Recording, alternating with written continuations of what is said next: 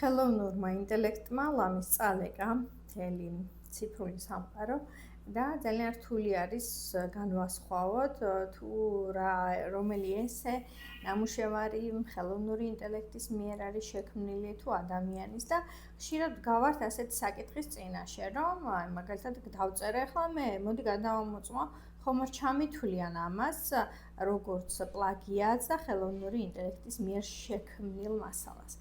ამიტომაც კომენტარებში დავუვრთავ რამდენიმე ონლაინ უფასო პლატფორმას, სადაც შეგიძლიათ გადაამოწმოთ თუ როგორ ჩათვლის მათ შორის შემოწმებელი ხელოვნური ინტელექტის ჩარევის რა პროცენტული მაჩვენებელი არის. ანუ თქვენ უბრალოდ თქვენს ტექსტს დააკოპირებთ, ბუნებრივია ეს ინგლისურს ეხება, ქართულს იმდან ჯერ ვერ ხვდებიან და ის შეგიმოწმებთ თუ რამდენი პროცენტი ამ ტექსტისა არის შექმნილი, გენერირებული ხელოვნური ინტელექტის მიერ. აქვე უნდა დავაზუსტო ისიც, რომ ზოგადად ხელოვნური ინტელექტის მიერ შექმნილად მიიჩნევა ის ნამუშევარი, სადაც მაღალფარდოვანი სიტყვებია გამოყენებული, სადაც უფრო მაღალფარდოვნად საუბრობენ, კომპლექსური წინადადებებია და ასე შემდეგ.